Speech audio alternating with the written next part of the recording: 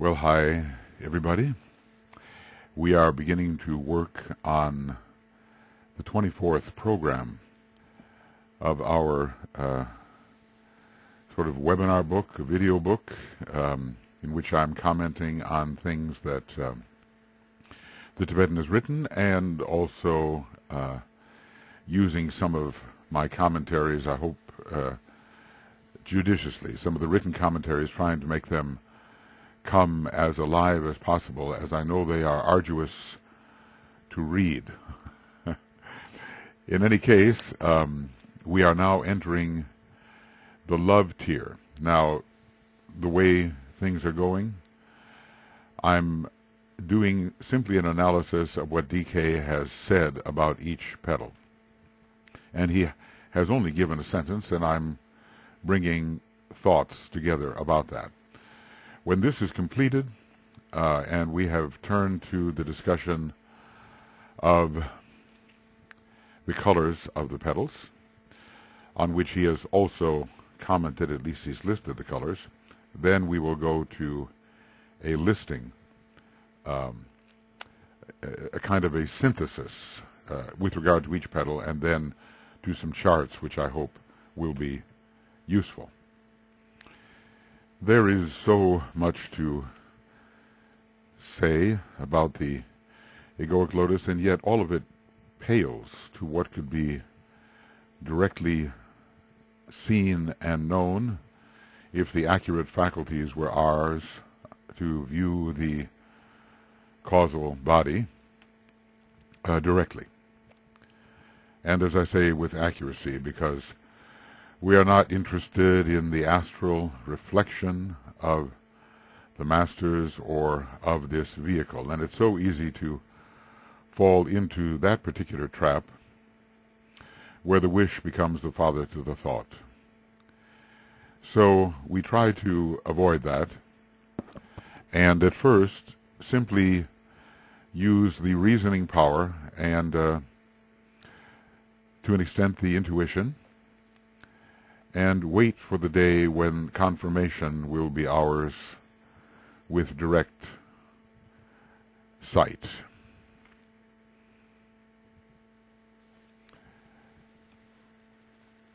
We are here with the second group of petals. And we remarked earlier that although these petals are called love petals, they have more to do perhaps with, well, I want to say with desire than love, or let's just say with a high form of desire than love. Not always high, but after all, we're dealing with the astral plane. The astral plane is home to the impulse of desire, and later increasingly the impulse of truer love. So it says the petal of love for the astral plane. We know that there has to be the opportunity for the Buddhic energy to pour via into these love petals and into the astral body. And when we begin to have the connection whereby Buddhi begins to replace ordinary desire in the astral body, then these love petals will really flourish. In fact, we expect that to happen at the first and second initiations, and at least as I see it, the complete unfolding of this tier of petals occurs when the second initiation is complete. So whereas the knowledge petals open under the symbolic influence of the number 700, the love petals open under the influence of 70. Does each opening take 10 times as long? Because there are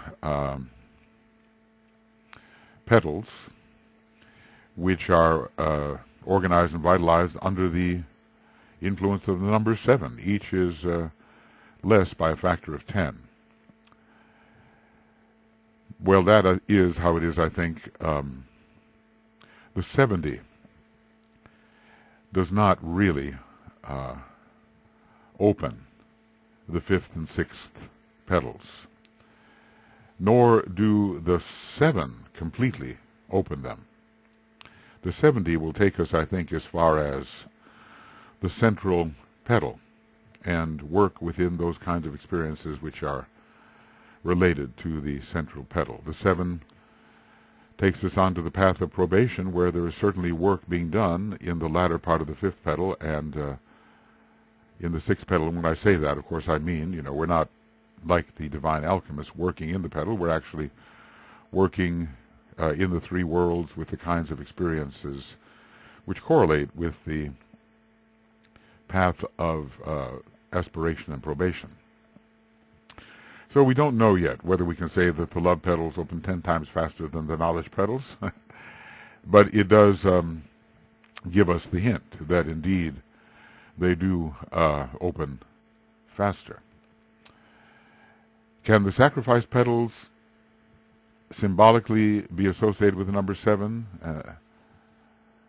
and be said to open 10 times faster than the love petals and thus 100 times faster than the knowledge petals? Well, not exactly. Not exactly, because the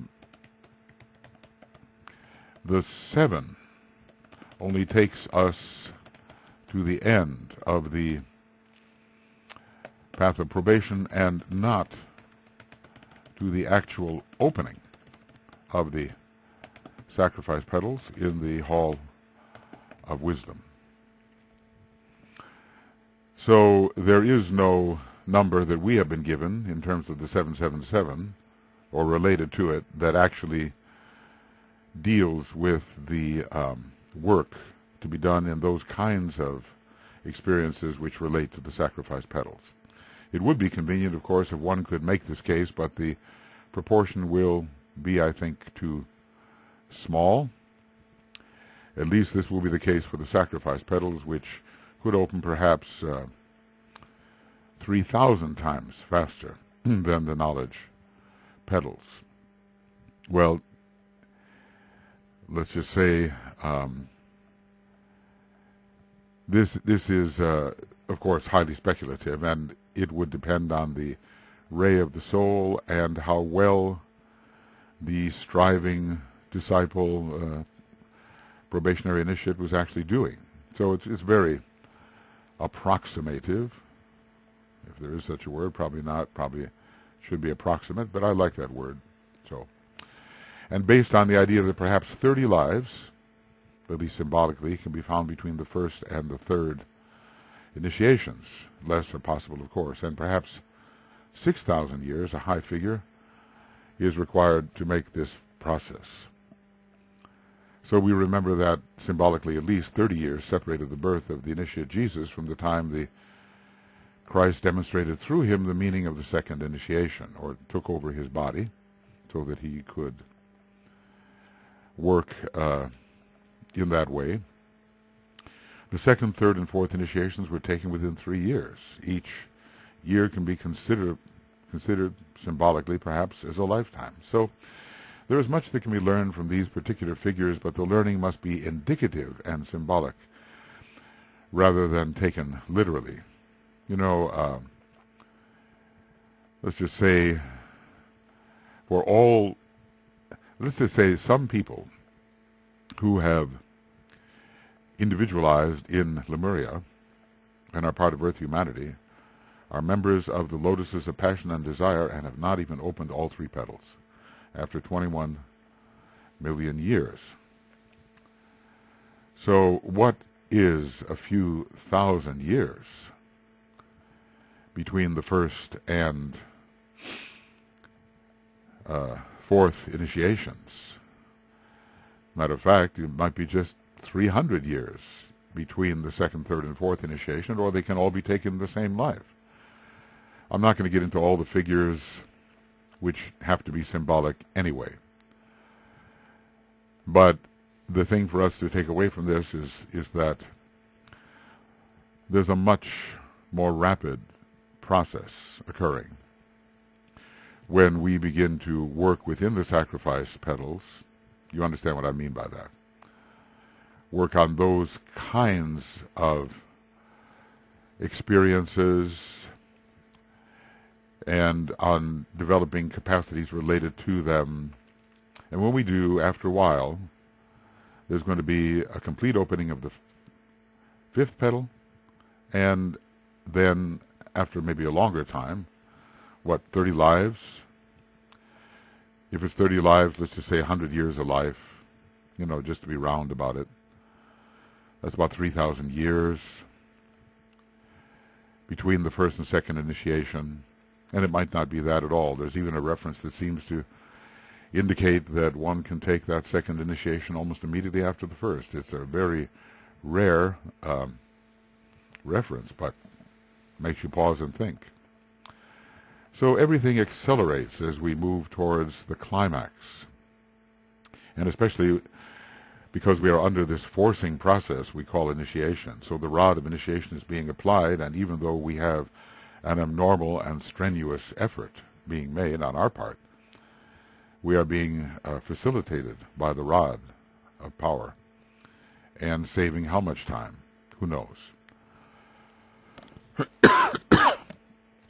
So if this, let's say, 6,000-year figure is taken between the first and the fifth, maybe 5,000 is even better, then the individual living some 30 lives between the first and second initiation and some 3 lives between the second and fourth would incarnate on the average every 200 years. But of course we know that that is actually toward the end a rather large figure, and incarnation for the disciple is rather rapid. So it's really a smaller figure. Now, I think what we should look here, 18 million years is okay, but what about 21 million years? Given when individualization occurred for some of the earlier ones. So if we divided that by 6,000, we'd have about 3,500. Yeah. Okay, and that 3,500, does it make any sense to say that the sacrifice tier opens some 3,500 times faster than the knowledge tier? Well, 21 million years, and the knowledge tier is not even open for many people. And the duration of years between the first and fourth initiations is rather long, I think, given what DK is telling us here. We're kind of using a long figure.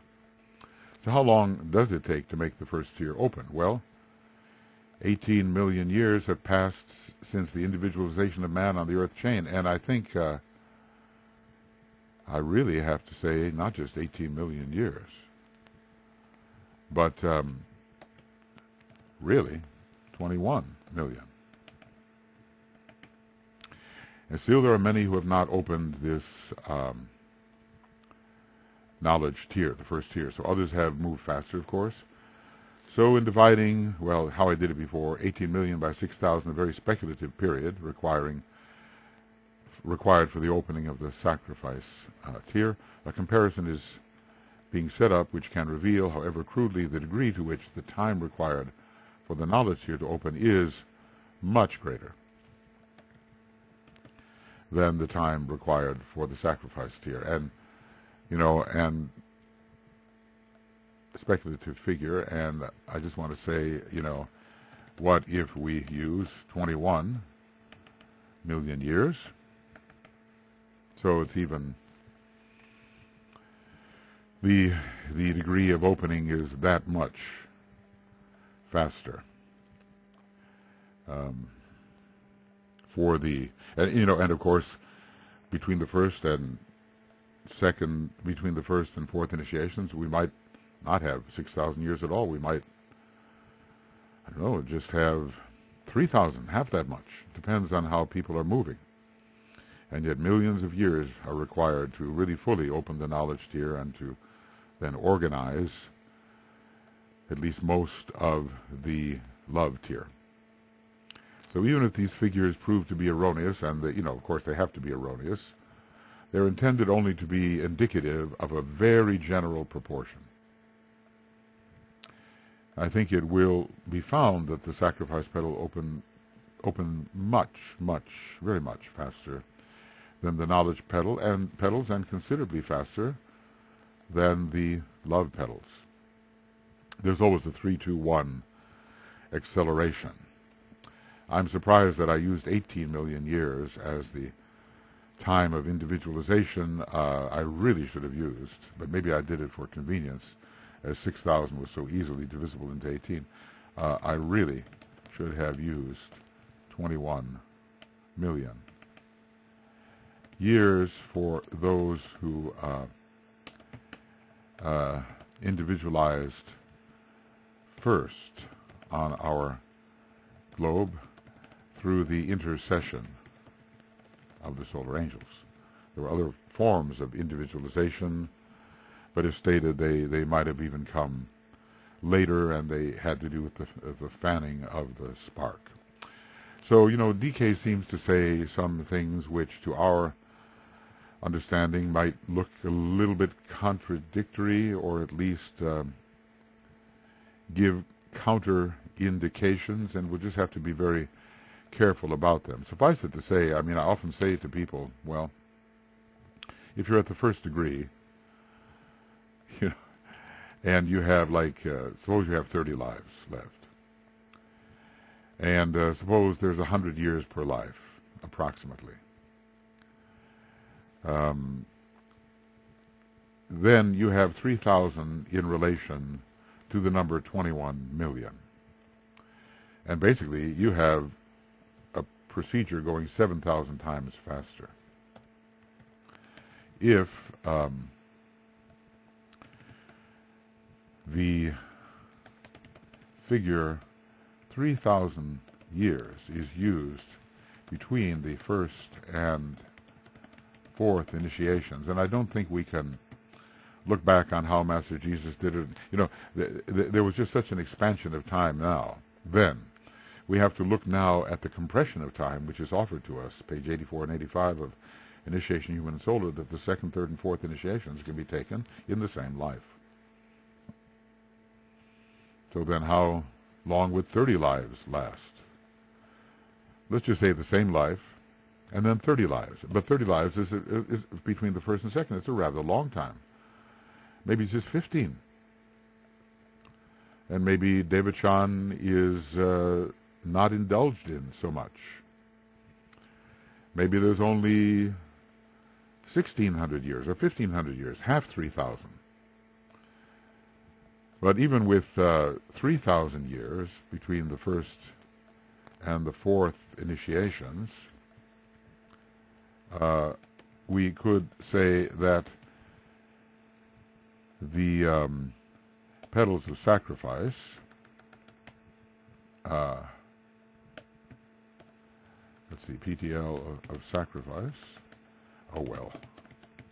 sacrifice will open 700 times faster. Is that correct? Let us see. If we divide 30, maybe that's not correct. Let's just get out the old calculator here and say we will take the period of 2,1,0,0,0,0,0 and divide it by 3,0,0,0 equals 7,000 times faster. 7,000 times faster. And if there were 1,500 years between the first and fourth initiations, then the figure is about 14,000 times faster. Of course, you know, it's got to be erroneous because it's just meant basically to induce a sense of proportion. Because there are all these soul cycles when we cannot be in incarnation because of the kind of ray, which is our soul ray or our monadic ray, the kind of monad we are, and so forth. The idea is simply to show that since 21 million years have passed for many, many people, and they're a long way yet from opening all three petals, springing open all three.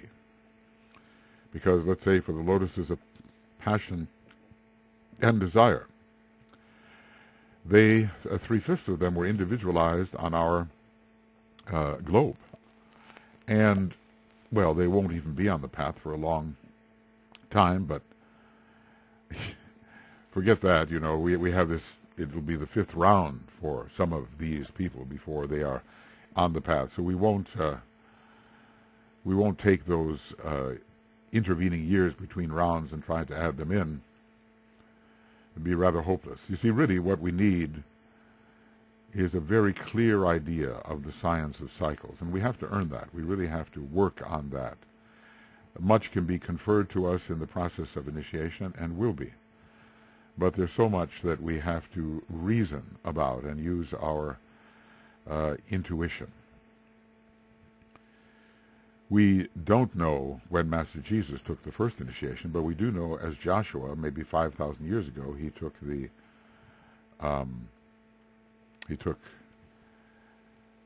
second, and then it was 2,000 years, 3,000 years later, maybe, before he took the fourth.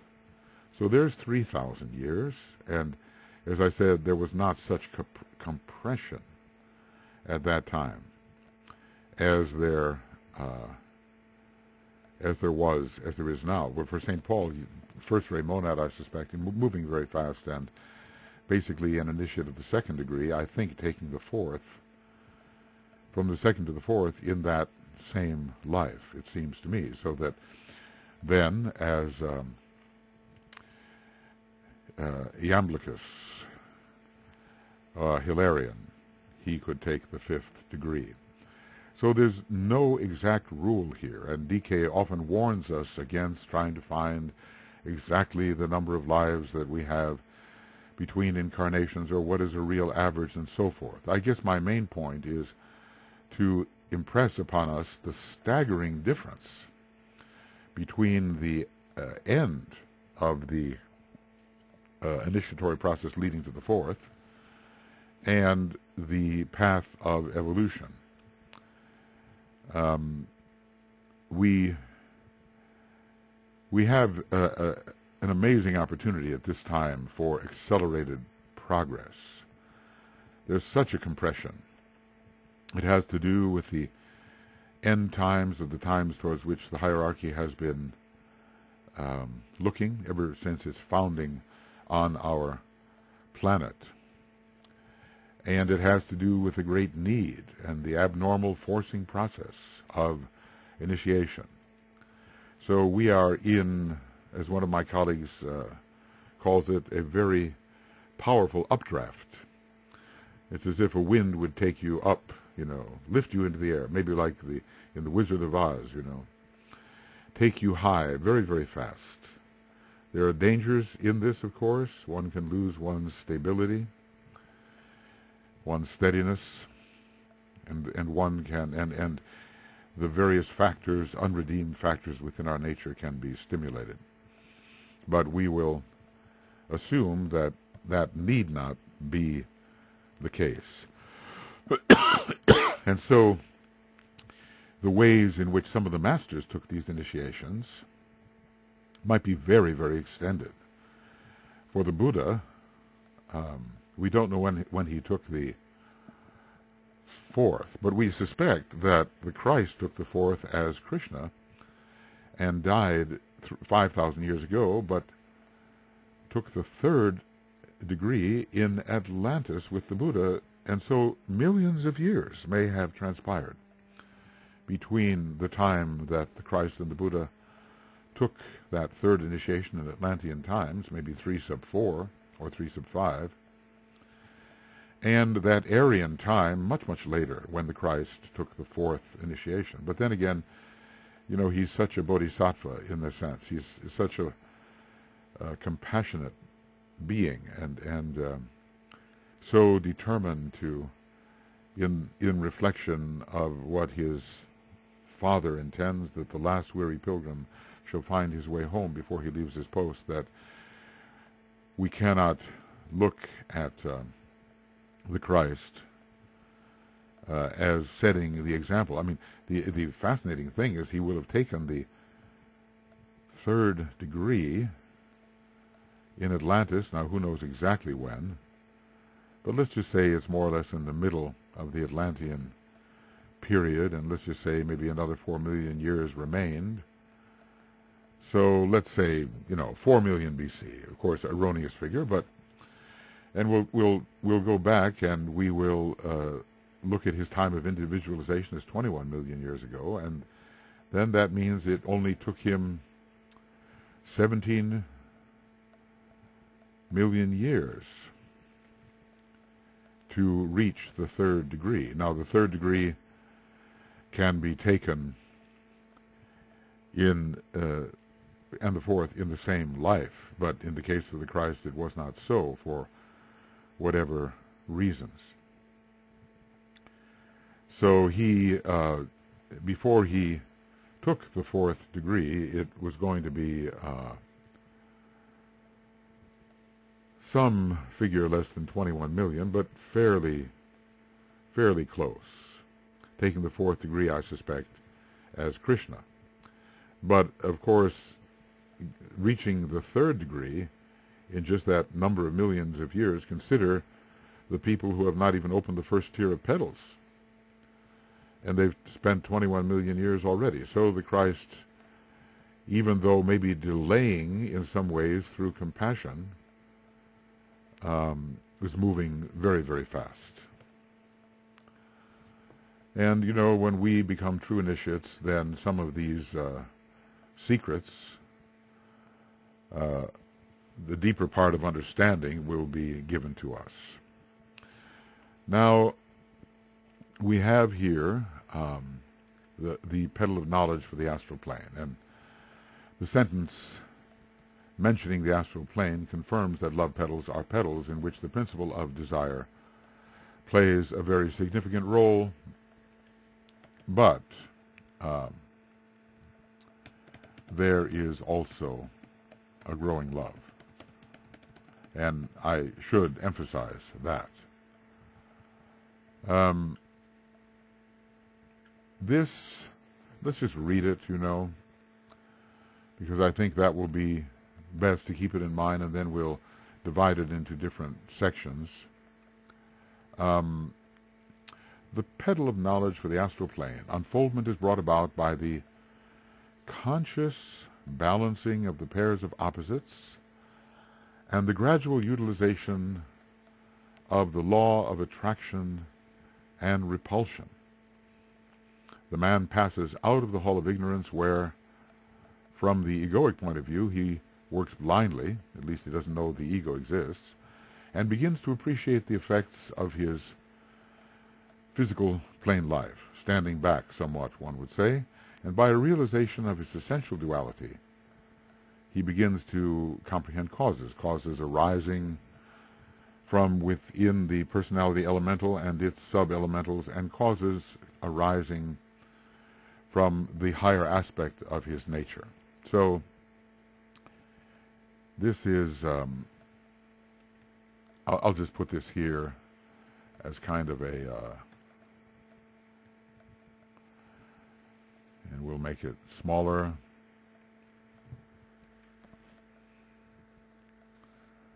And yeah, so we have that to refer to immediately here. So we are definitely dealing from a movement from desire towards selflessness. I wonder if it's ever completely achieved when the man is working in those experiential areas. But when the sixth petal, I believe, is completely unfolded, then the first major blow against real selfishness is achieved. So we're dealing here with the fourth petal overall. And in this movement out of the Hall of Ignorance, there is definitely a beginning awareness of a higher self, a higher power which doesn't just belong to God, we might say, but belongs to the human being himself. So we will first deal first with the energies which the words of description bring to mind, and later attempt to be more systematic. Unfoldment is brought about by the conscious balancing of the pairs of opposites. In other words, there really is a sense that something exists within oneself that is of a higher nature and needs to be cultivated and somehow balanced with the demands of everyday life. So there's a dualism suggested here, and the work of the constellation Libra, of course, in relation to the astral plane. Some pairs of opposites are found on the astral plane, but the ones we are really speaking of are the vertical pairs of opposites. So the power of the conscious mind is also suggested, because the balancing is not just a feeling process, which of course in one way is one way to achieve balance, but it seems to suggest the application of mentality. And let us remember, mentality is present. It is a knowledge petal. And the third ray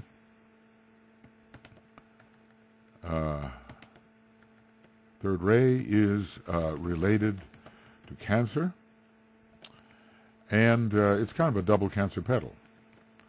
A double Cancer petal. I'll get into that. And also to Libra, where the suggested by the balancing process.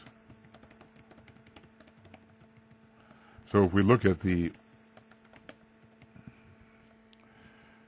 actual picture, we see that by going 1 Aries, 2 Taurus, 3 Gemini, 4 Cancer, that's one way to do it. Or starting with the water signs and the cardinal, we do Cancer 4, Scorpio 5, Pisces 6. So in a way a double Cancer petal. And interestingly enough, of course, the colors green and violet would be related to Cancer, because Cancer at this time is expressing constellationally the 3rd and 7th rays, of which the colors green and violet represent. So we have to remember that a significant degree of mentality has been built with the opening of the 3rd petal, or even its unfoldment, even if it's not completely unfolded, because look at the look at the mentality of the primary lotuses, and the 3rd petal is not completely unfolded. So this unfoldment of the 4th petal begins before the 3rd petal is completely opened. We've learned that and maybe I shouldn't say unfoldment. I really should say organizing. The organizing of the 4th petal begins before the 3rd petal is completely opened. I think that one of the things I've done is to use the general word unfoldment too liberally and overlooking the organizing phase. Because, as he says, of the love petals, these petals are organized and vitalized in the hall of learning but remain unopened. The outer tier of petals simultaneously unfolds till it is open entirely, revealing the second circle. Kind of interesting that you don't see something until the next tier, until the tier before it is completely unfolded. So I think as I begin to look at this, that there is a need to be careful about this word unfoldment as I have used it. Of course, I sometimes mean it in simply a general sense, the whole process being one of unfoldment. But let's just say there's definitely work being done in that area of life which correlates with the fourth petal before the third petal is completely opened and unfolded. And a gradual utilization of the law of attraction and repulsion. Well, here, how did we look at this? Unfoldment is brought about by the conscious balancing of the pairs of opposites. I think, DK really uses that word unfoldment in a similar manner to speak of the general process of organization, vitalization, and opening. And then followed by the gradual utilization of the law of attraction and repulsion. How is this so? So here we have the second aspect of divinity in demonstration as it relates to the second cosmic law, the law of attraction and repulsion. And since this petal is the fourth, we would expect to find much conflict between the dualities, and it is also so the fifth petal under Scorpio. I think strongly under Scorpio and even under Leo from another point of view. Those two signs are very related to each other and are challenging to each other and ultimately helpful to each other. So numerologically the numbers 2 and 4 are resonant. Now we have to wonder how much of the law of repulsion, which we sometimes know as the law of repulse, the law of repulse is involved here. Let's just say some attitudes and behaviors have to be cleared away so that the man or the individual can be increasingly under the sway of the, of the higher of the pairs of opposites. So in the work done in life in relation to this petal, in order to achieve, let's just say, in order to achieve the kind of personality integration, which can be achieved in this petal, repulsion of that which does not fit the integration process must be applied. Now, all this is not, at first, we are interested in the integration of the personality per se, and not of its complete, or not of its integration with the soul. Maybe later when the fourth petal, maybe later when the fourth petal,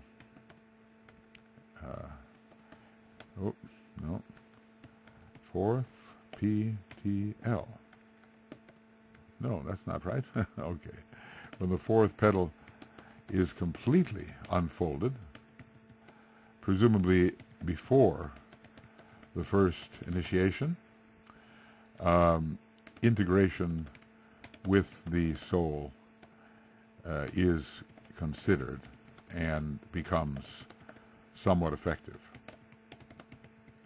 But it takes a long time, I think. You know, DK tells us in the integration process, we first reach that stage of selfish personality integration, which can be indicated by either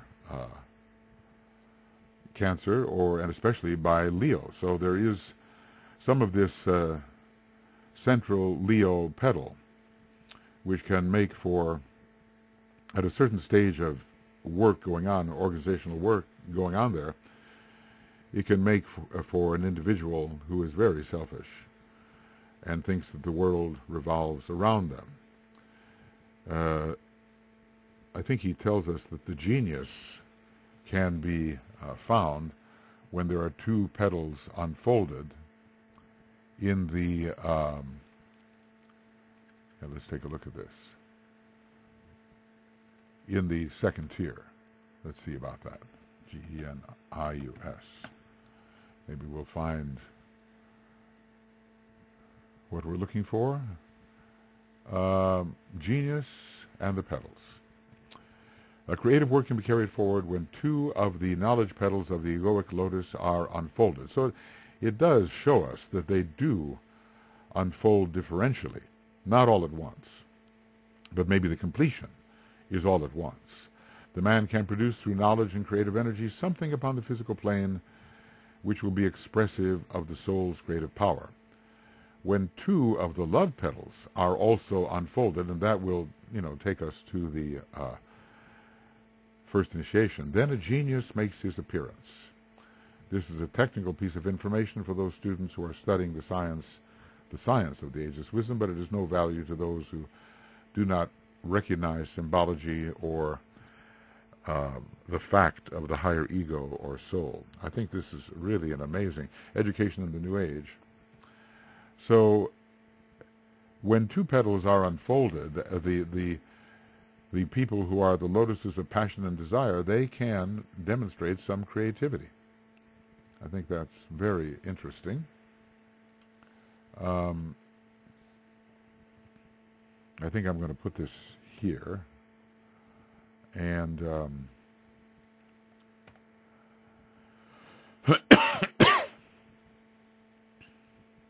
all right, so, I think it's really very important to understand this transition into the second tier. Come up with a fairly exacting understanding. Let's just say that if two knowledge petals are unfolded, work is being done in the third petal, and work is also being done, organizational work, in the area of experience covered by the fourth and even fifth petal. You understand that DK is not giving us with any kind of precision that I can locate an exact kind of method of unfoldment. But he does say that work is done ahead, organizational work is done ahead before there can be real unfoldment in the knowledge tier. Work is done ahead in the love tier. How far ahead? That's the question. Is it two petals ahead? For instance, when there is the unfolding process of the second petal, is organizational work going on in the fourth? Or is it a little different? Is it also in the fifth? When there's work being done in the fifth, that third petal, then is there organizational work being done in the fifth petal? I think so. And maybe to an extent in the sixth. So we don't really see the petal as unfolded when that organizational work and vitalizing work is being done. When there's vitalizing, it's on the verge of unfoldment. So this tells us that when the knowledge petals have, when two of the knowledge petals are unfolded, presumably 4 and 5, work is definitely going on in that area of life correlated with the 7th petal, which has so much to do with what one does with knowledge and how one offers it in service. So the man passes out of the hall of ignorance, where from the egoic point of view he works blindly. Well, the implication is that throughout this experience within the 3 knowledge petals, the evolving man has been passing through the hall of ignorance. So when there is some degree of opening and some organization, but no real work in the 2nd tier, the man is blind to the higher self. The individual is blind to the higher self. And at a certain point, I suppose, as he begins to work in the area of the 2nd tier, at a certain point, as he begins to work in the area of the 2nd tier, that which is the higher of the pairs of opposites comes into view. And the process of balancing the personality life with that higher self becomes an objective. And certainly before the first initiation is really taken. So before the first initiation is taken, the 4th petal is necessarily unfolded, because it's the unfolding of the 5th petal which signifies the taking of the first initiation. So, you know, I'm kind of liking this idea of working 2 petals ahead. It doesn't always work out exactly, but in order to consciously balance the pairs of opposites and lead to the unfoldment of the integrated personality in the 4th petal, because the personality elemental is lunar and correlated with this 4th petal, one has to be doing some organizational work in the 6th petal, where what one needs and doesn't need is more clearly understood. You know, discrimination. So in order to balance the pairs of opposites in the 4th petal, let's see, FRPTL. I think I'm going to make that one of our FRPTL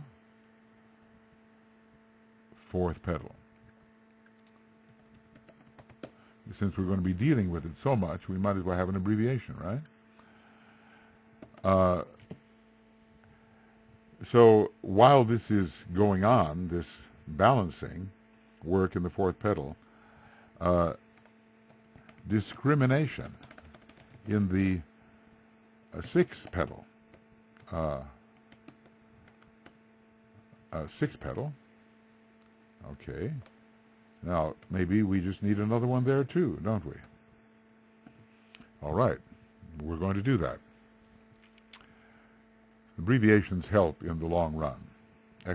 SXPTL, 6th petal. Discriminative work in the 6th petal has to be underway. And of course, there is a close connection between Cancer and Virgo. They both are related to the mind. They both have a strong, inherently Virgo has the 3rd ray because of its position in the previous solar system. It was with Cancer ruling the second part, we are told, of the previous solar system. Cancer ruled the first part. So these two, they both relate to the mother aspect and, excuse me, increasingly using intelligence within the mother aspect. I guess as I go through this, I begin to realize how it perhaps must work without actually seeing it the way DK sees it, surely, and begins to appreciate the effects of his physical plane life. So what is he doing? He is, the man passes out of the hall of ignorance where from the egoic point of view he works blindly and begins to appreciate the effects of his physical plane life. And by a realization of his essential duality, he begins to comprehend causes. What has caused what? From what source are these causes arising? So, let us say, from what source are these causes arising? And study your life and see. So, this essential duality at this time is not spirit and personality, but it is soul and personality. And it would seem that at this point in his development, he begins to realize, probably more towards the end of the fourth petal development, that he has an inner and higher or soul nature. At first, he might simply be interested in integrating what's under the same roof. At first, there is simply integration of that which pertains to the personality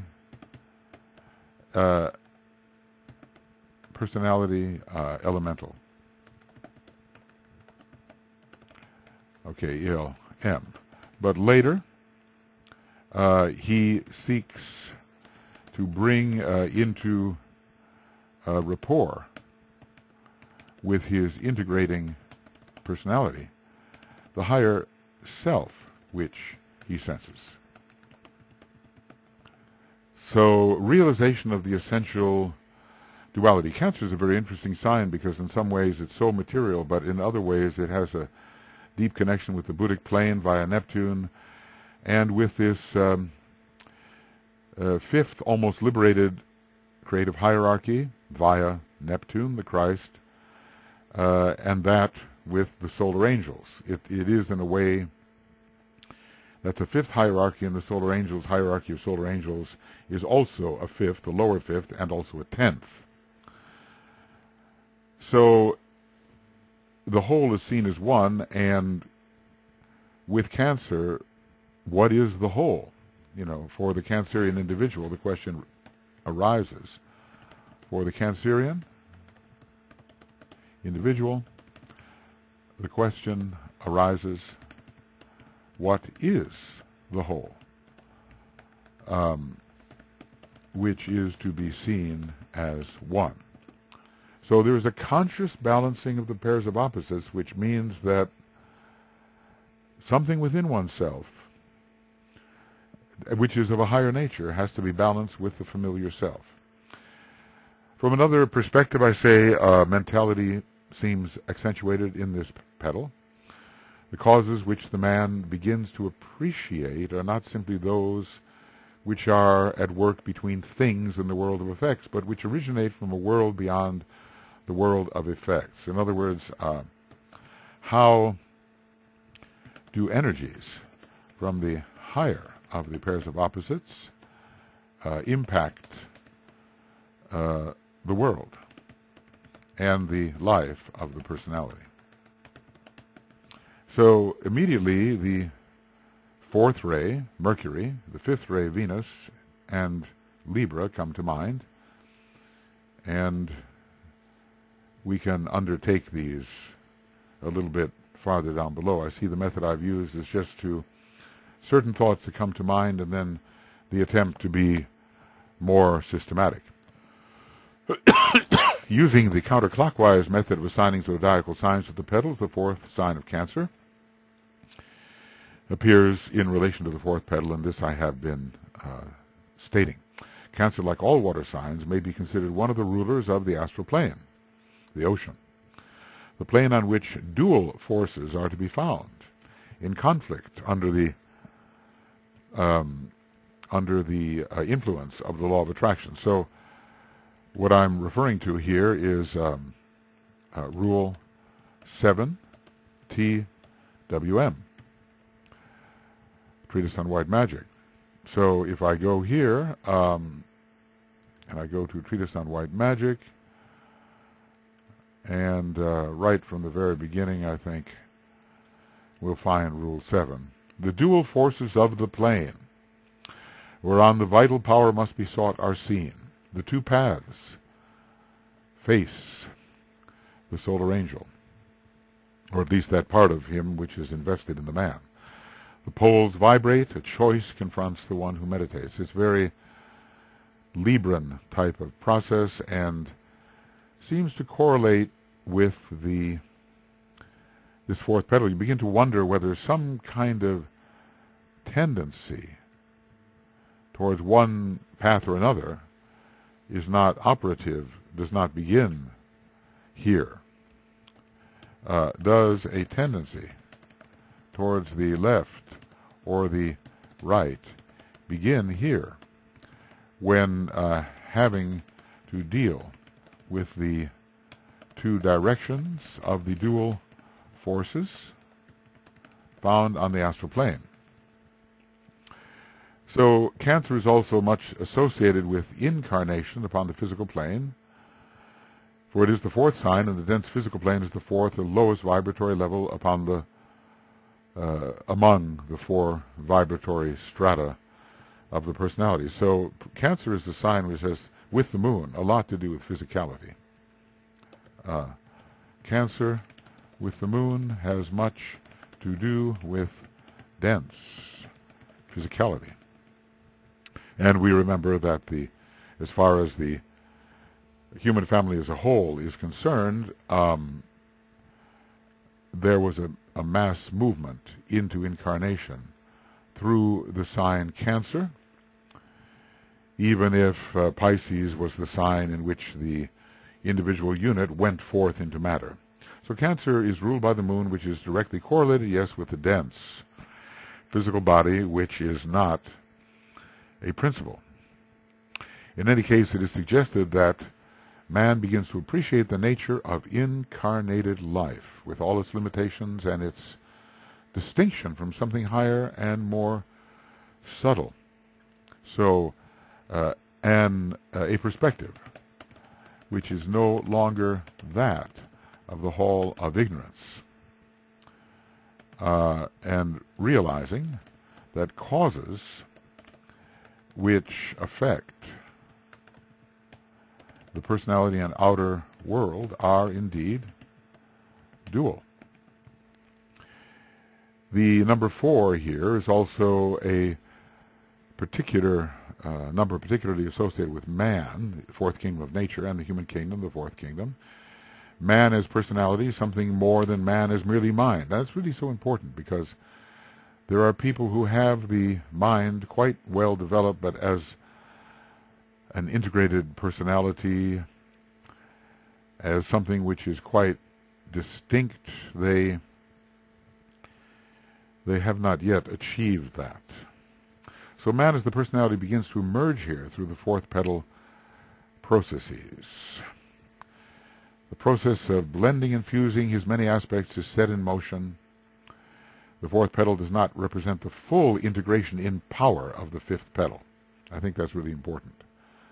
The really expressive and even dominant and noteworthy personality. But it is the beginning of making a man an integrated being, and let's remember, it is the soul which really works at the process of integration. The integration formulas are applied by the soul. And the individual can cooperate with this. We remember that it takes intelligence to engage in the integration process, and the fourth petal processes are based on intelligence and utilize intelligence. The conscious balancing of the pairs of opposites, and appreciating the effects of his physical plane life. So the comprehension of causes, it's almost as if the fifth ray can be applied in a new way. So as if the fifth ray can be applied in a new way, and not just on things and environmental factors, but to see the relationship between an inner world of causes and an outer world of effects. So one of the rays coming through Cancer is, of course, the third ray of active intelligence. It's the green that we see. If we begin with Pisces on the clockwise wheel, which we are allowed to do, we shall have Sagittarius representing the fourth petal. And Sagittarius is also, very importantly, a sign of integration, making of many the one, especially through the process of alignment. The straight arrow of Sagittarius symbolizes the straight alignment which must be achieved through Sagittarius. The many are fused into the one. So I've sometimes talked about the relationship between Sagittarius and Cancer and how both of them deal with the one. The one in this case is the personality, and later when we get into the ninth petal, the one is something much greater, because the Cancerian mantram, the whole is seen as one, is being applied, and the vision of the Sagittarian sees that oneness. In this sign, is the Sagittarius, we find the reorientation of desire, in this case, towards something more subtle than material effects. So Sagittarius takes aim towards the higher of the pairs of opposites, whatever that appears to be at that point. So the two signs, Cancer and Sagittarius, are intimately associated with the creative hierarchy of lunar lords. After all, the moon is there, they're called lunar lords. And Sagittarius with Mars rules that hierarchy. So the personality itself is a fourfold elemental lord, and hence this particular petal has much to do with the emergence of these four elementals as forces as to be reckoned with, or should we say, or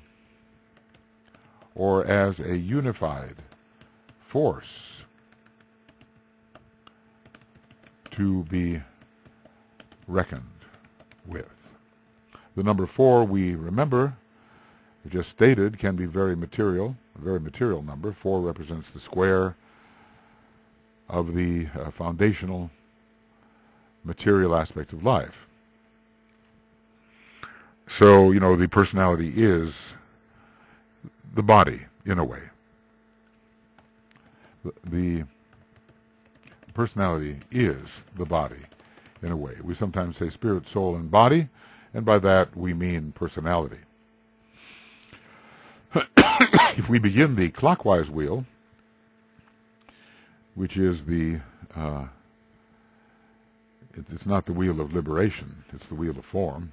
We begin with Aries, we shall arrive at Capricorn, the opposite, polar opposite to Cancer, and also a sign of structural integration. So under the sway of logical, realistic Capricorn, the effects of life upon the physical plane can increasingly be appreciated. The effects of life, or let us say, or the effects of the higher, of the pairs of opposites upon the physical plane, can increasingly be appreciated. As we said,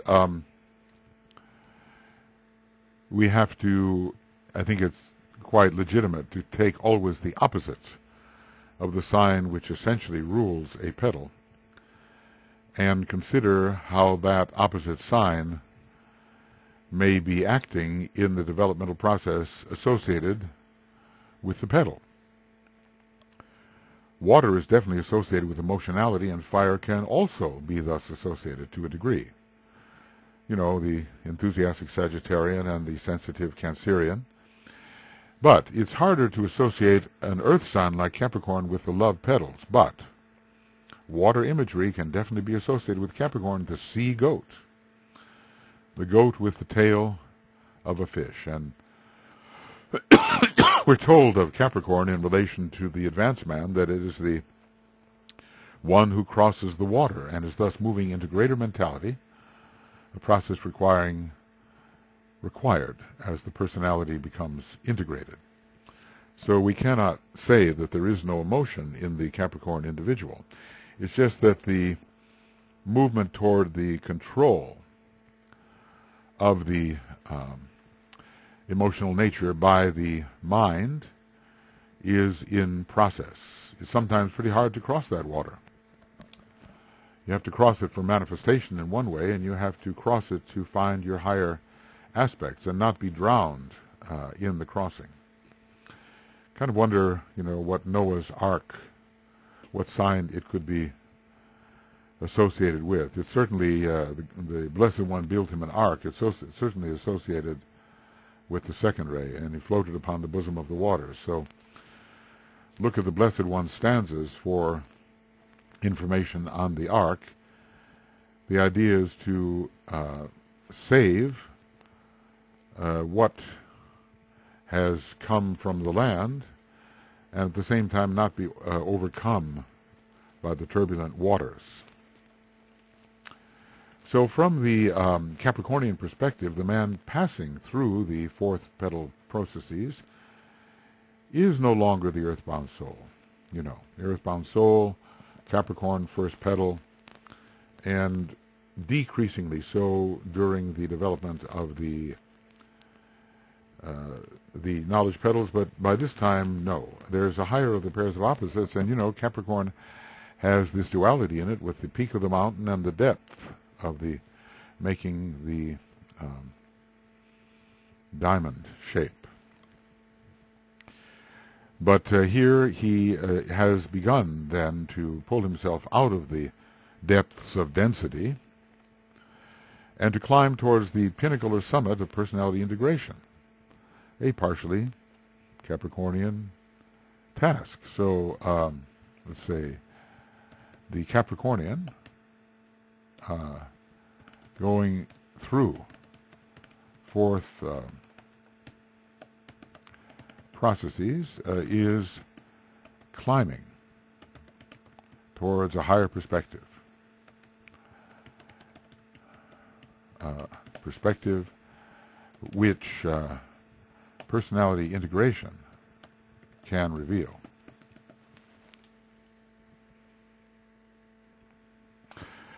I should also say that the Capricornian tendency towards structuralization and integration will be powerfully found in relation to the Leo petal.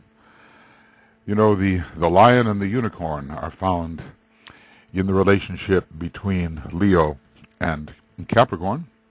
And it's also a Scorpio petal, the fifth. And we're told that Capricorn consummates the work of Scorpio. So there is a movement, Capricorn consummates the work of Scorpio. So there are connections between these different signs which work out in the petals. Anyway, integration is a kind of summit. It's a kind of number 4, you know, the highest point in the tetrahedron.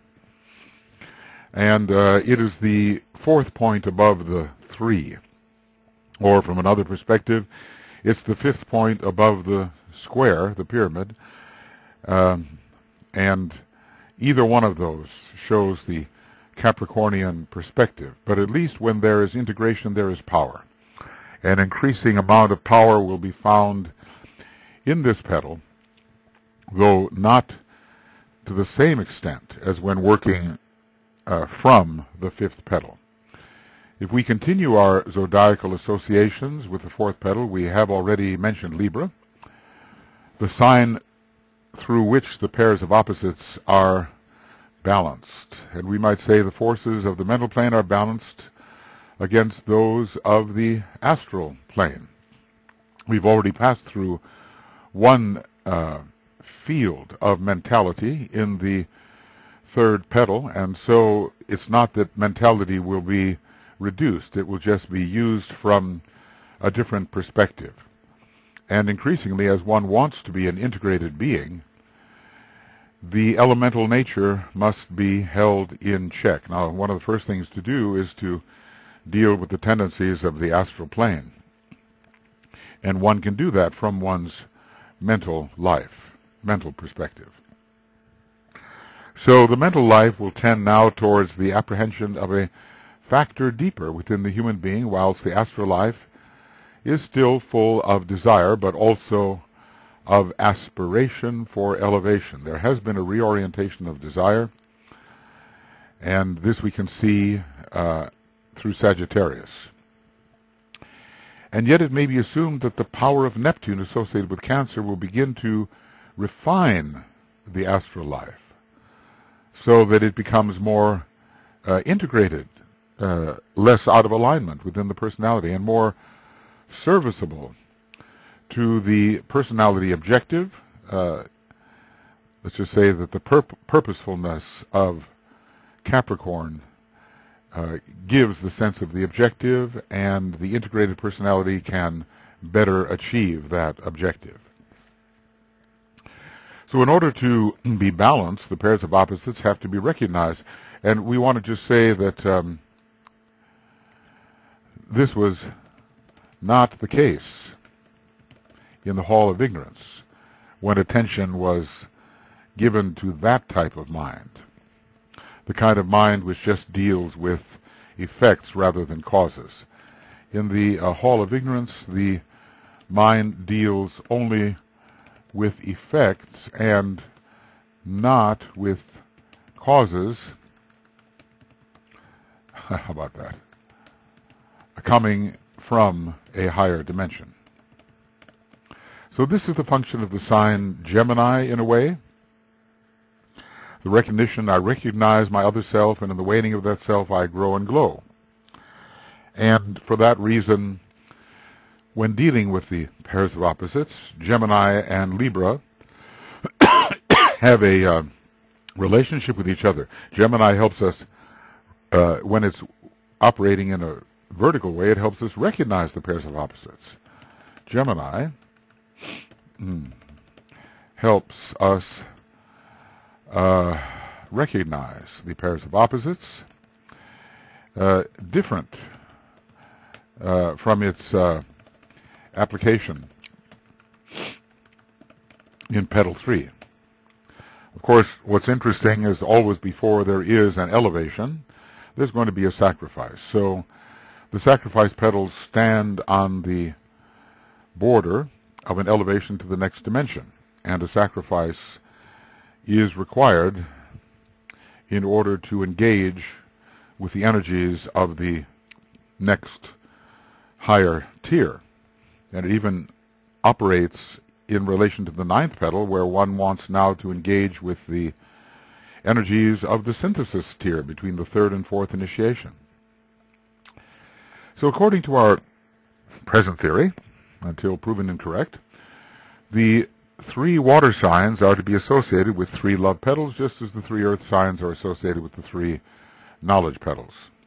So again, Cancer seems to be that one of the water signs which has the best fit with the fourth petal processes.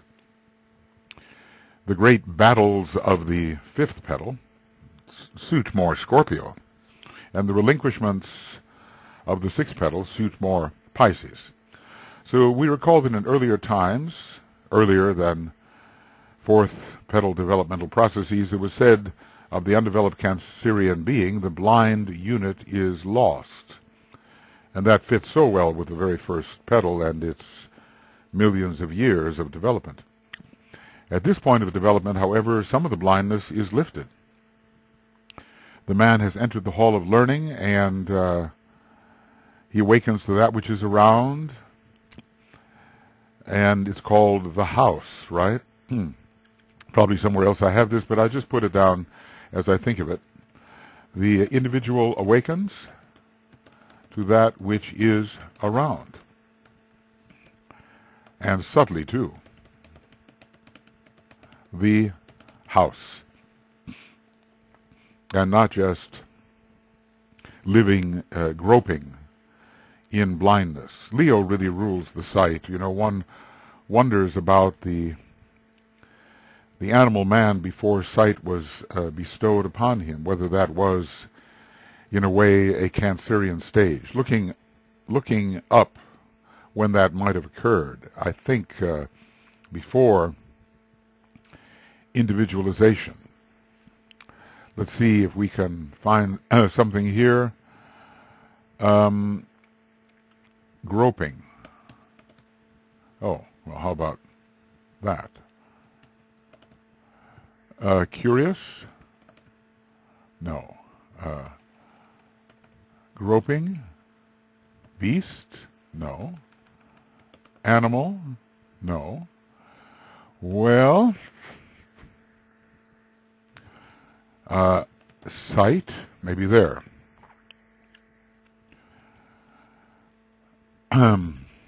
Maybe.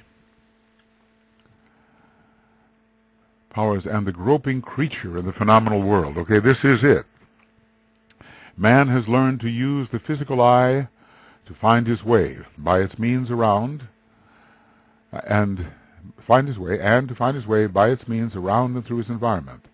The stage in human evolution where he first learned to see lies far behind, but when man saw and could focus and direct his course by sight, it marked a stupendous unfoldment and his first real entrance upon the path of light. Ponder on this. It has also interior repercussions, probably in relation to the third eye, and was indeed the result of an evocative interplay between the intercenters of power, which can involve solar angels or his own monadic nature, and the groping creature in the phenomenal world. Doesn't sound like we have individualized man yet. It sounds like individualization goes along with sight.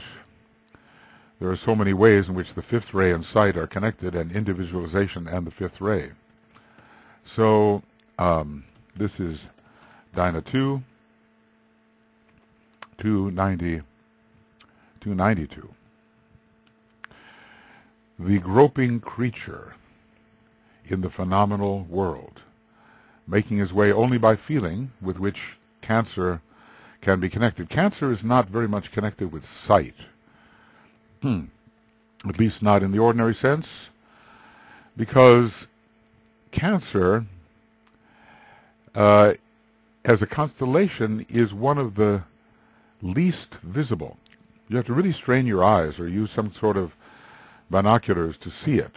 On either side, Gemini and Leo are vivid and relate very much to the promised vividness of the individualization process, but Cancer relates to previous energies which are fading away.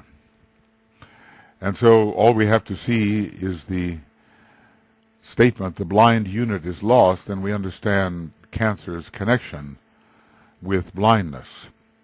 Anyway, some sight is restored here at the inner sight. Some inner sight is restored at the fourth petal, in the fourth petal processes. So some inner sight restored at the fourth petal processes. It is not that mentality is dropped when entering the fourth petal, not at all. If anything, it is enhanced. We may remember that mental Mercury is not only to be associated with the third ray, but also very much with the fourth, hence the fourth petal. The fourth petal, the fourth ray, and Mercury are allied and contribute to the recognition of and balancing of the pairs of opposites. In other words, under Mercury,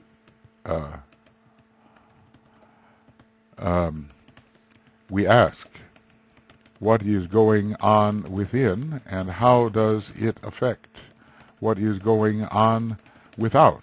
Mercury gives a very good entrance into the question of the relationship between higher and lower dimensions. It's always the intermediary, not only on the horizontal plane. Mercury is the intermediary on the vertical planes. Is the intermediary on the vertical planes. So Mercury, a fourth ray planet from the soul, from its soul perspective, is a planet of discrimination. The fourth subplane of the mental plane has for its quality discrimination, this one. If we go back a little further, we can see how the powers of the soul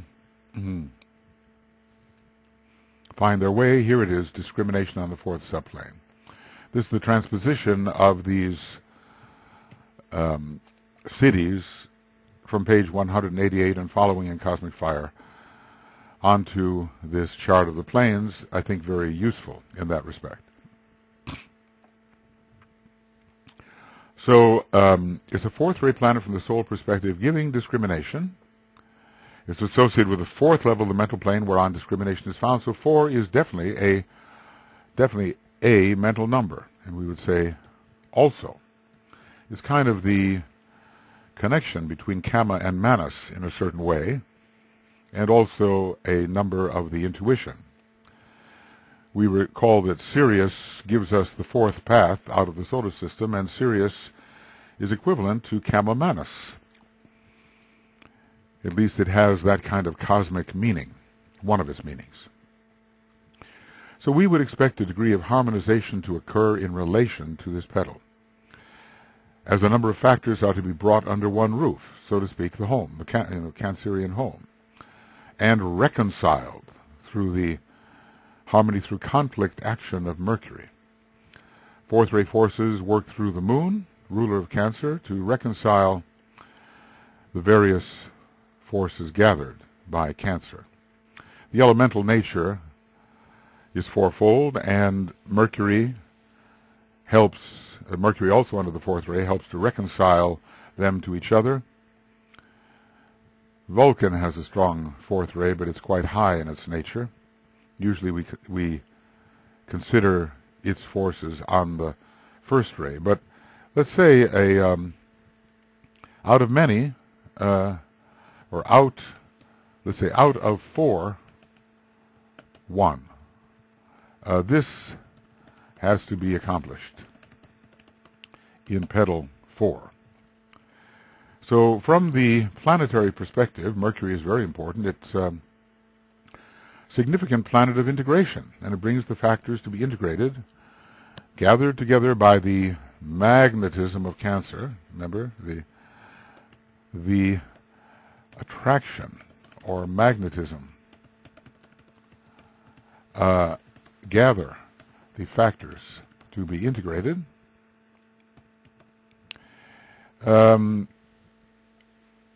Bringing these factors gathered together in Cancer into relationship and contributing to their harmonization through the fourth ray.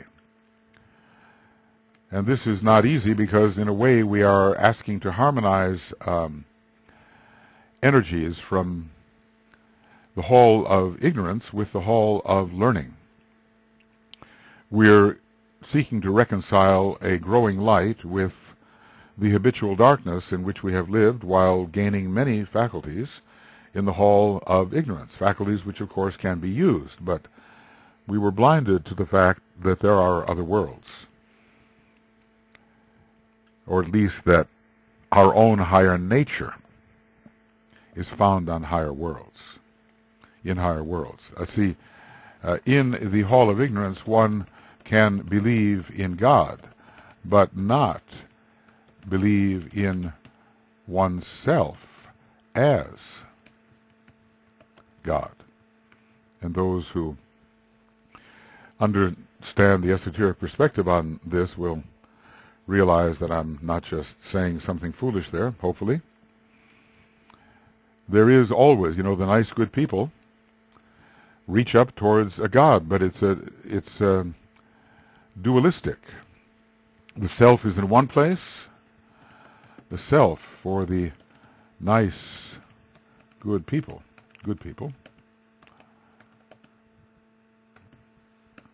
is unitary, and God is other. This is not true, although you'll be well and truly roasted if you try to bring this forward in a declarative manner. Maybe things are not as bad as in the Inquisition, but I don't know. Maybe they are getting that way. The appreciation of the effects of physical plane life is facilitated as well by Mercury. And the word appreciation is interesting because Venus is the paramount planet of appreciation and contributes to the ability to evaluate and assess. So, what is the value of what is going on? Where do these effects come from? That's what we have to begin to understand from this petal. What is the value of what is transpiring in the lower worlds, and what are the causes of that which is transpiring? From what dimension do they emanate? The fourth ray moon, though a dead planet, is the ruler of Cancer, and it's the symbol of the fourfold personality. It's to be contrasted with the fourth ray of Mercury. Mercury represents the intelligent fourfold personality, and the moon represents the instinctual tendencies within the personality. Let's just say the elemental personality, which are recognized at this point as pulling in a direction different from that of mentality and the greater light. You just have to look at Scorpio on the Buddhic plane to understand what this is. So examine Scorpio and the Buddhic plane and see Mercury as the hierarchical ruler and the moon falling. And that's what's supposed to happen. A great illumined intuitive understanding is supposed to be focused on the elemental life. And gradually it's supposed to be lifted up into heaven.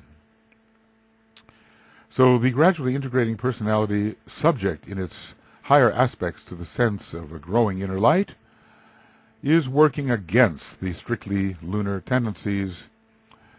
And so this is this tells us of the struggle in the fourth petal, as wherever the number 4 is found, there must be an initial struggle. So it's Mercury versus the moon, and intelligence versus elementality.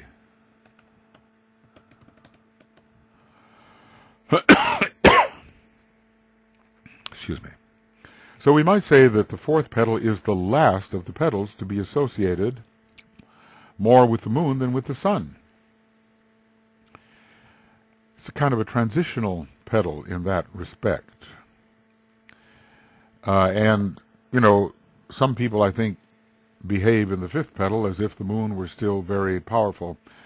In some ways, they're kind of like sun-moon petals, the fourth and the fifth.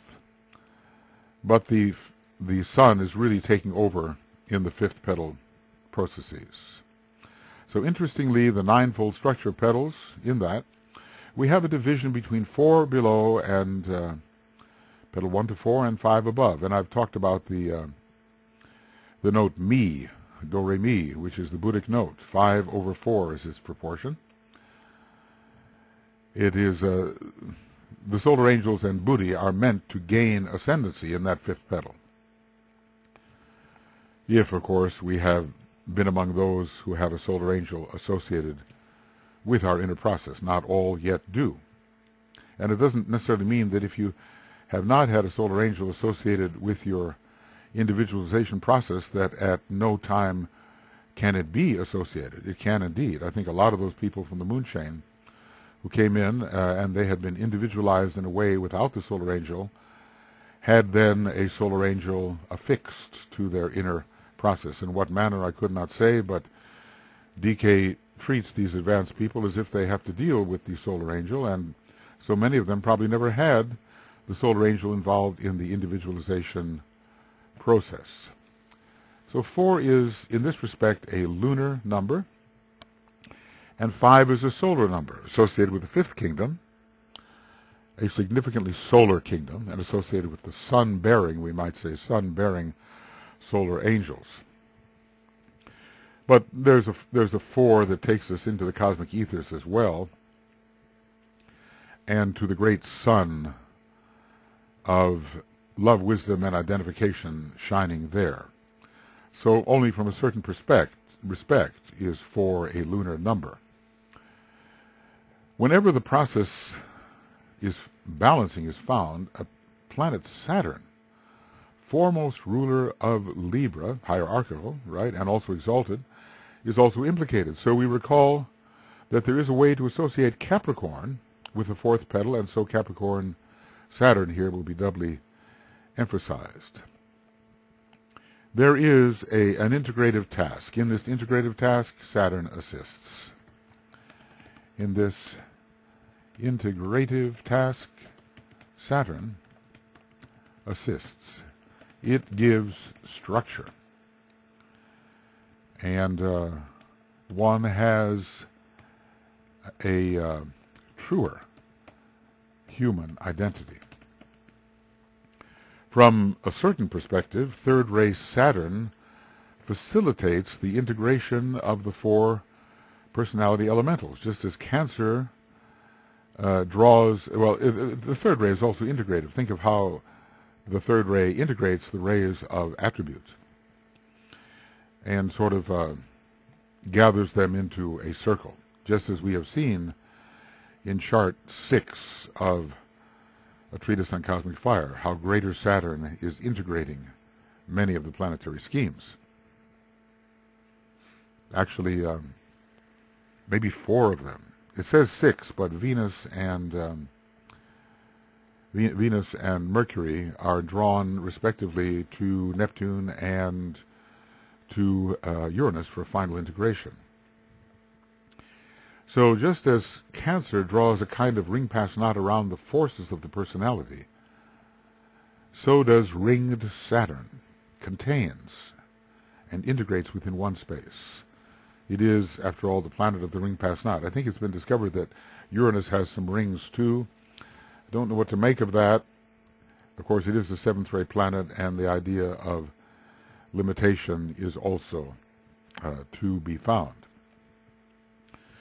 From the glyph of Saturn, we see the glyph of the moon, that the glyph of the moon is part of its construction. You know, if I were to draw this backwards, let's see. See, there's the moon, part of the cross above the moon. So Saturn can represent the limited materialistic personality, which at first that's what we're going to have, but also the increasingly intelligent, purposeful, and constructive personality aligned with conscience, which is a reflection of the soul's purpose, which is attuned with the divine plan, which is formulated on the atmic plane, which Saturn rules. So in the third petal processes, that does cover the idea of whether it's organization,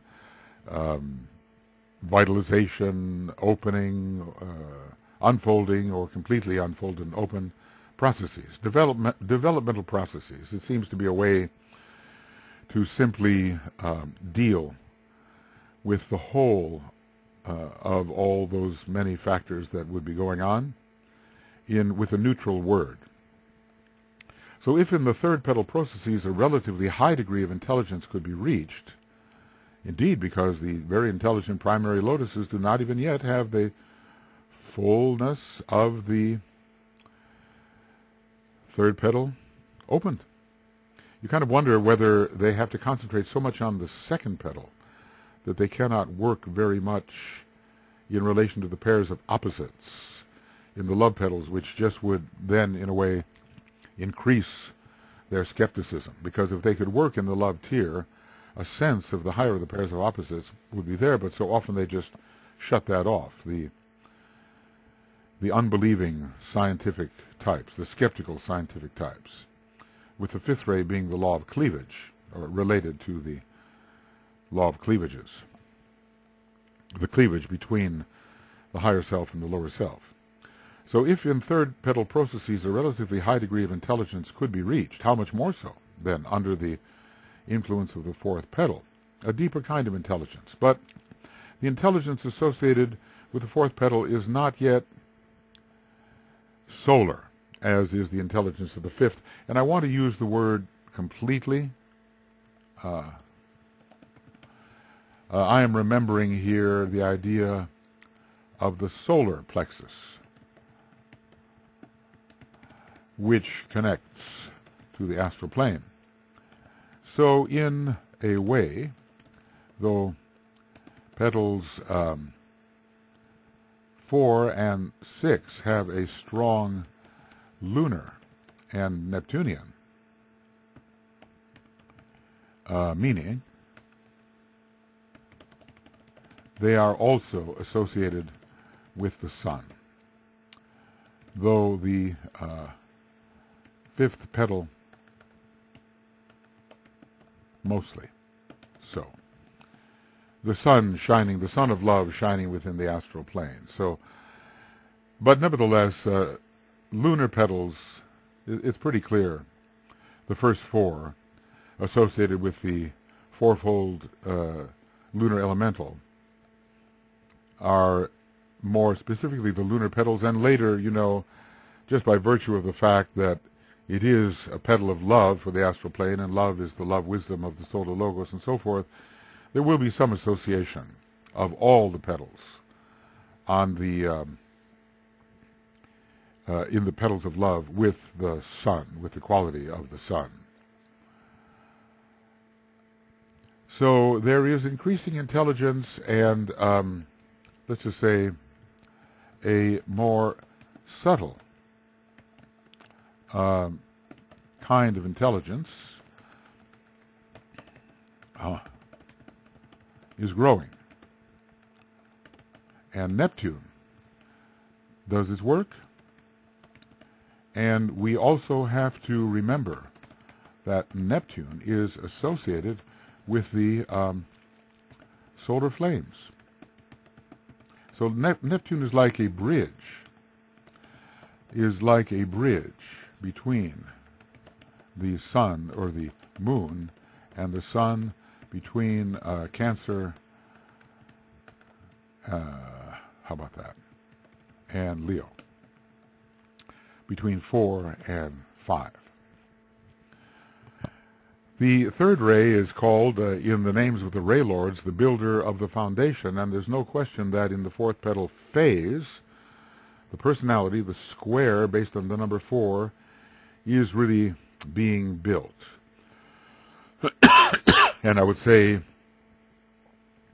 that by the time the fourth petal unfolds, you have a truly integrated personality, but not a totally empowered personality, which requires Leo.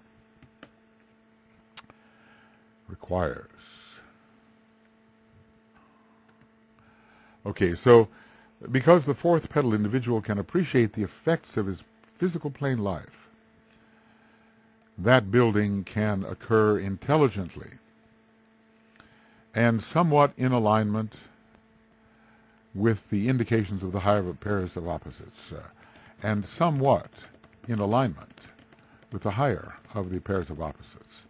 The building process connected with the fourth petal and Cancer is further strengthened by the seventh ray of organization and magic, which is also expressed, which also expresses through Cancer, and we also see the violet, which is the color of Cancer and of the moon, from one perspective. Just as Mars is one of the general rulers of the first tier of petals, and Saturn as well, if we look for the synthesizing planets, which I think we should, so Venus is one of the general rulers of the love petals, and Neptune, the second synthesizer, is part of that process. And there's no petal where Neptune is not involved. Neptune, it's the ruler, esoteric and hierarchical, of Cancer. It's the veiled esoteric ruler of Leo, Sun veiling Neptune in the esoteric expression. And it is the veiled esoteric ruler of Virgo.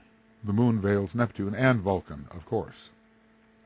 Neptune is everywhere in this love petal process. So we might expect, that we will expect mystical development within the love petal processes.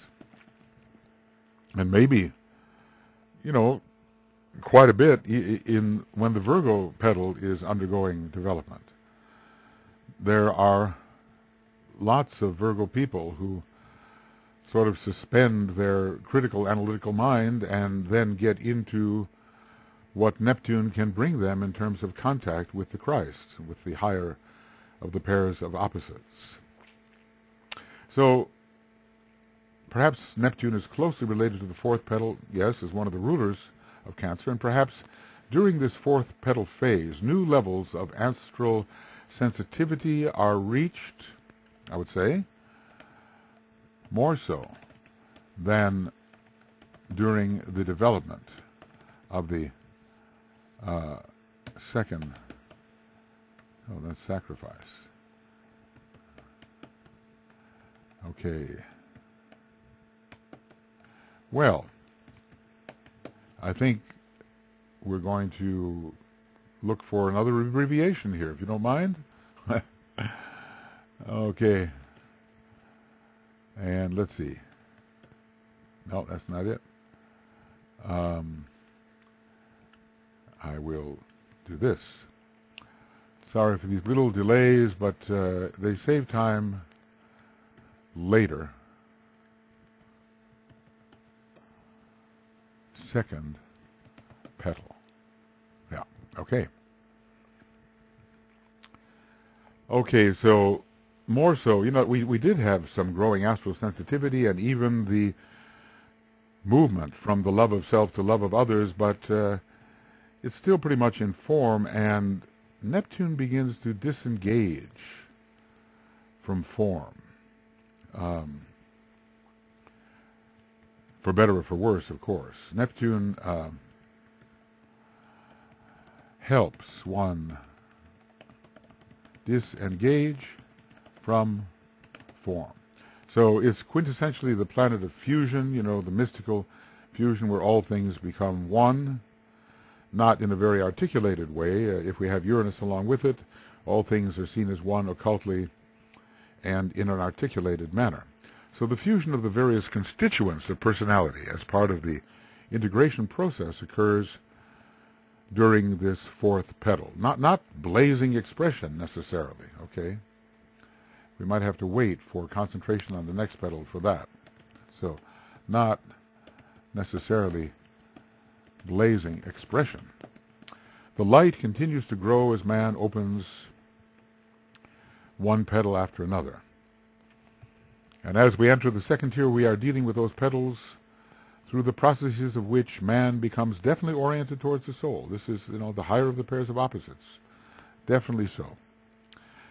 And how many people are there definitely open towards the soul? I'm thinking about the people in AA, how they embrace this higher power. That it shows that they're doing definite work in the second tier.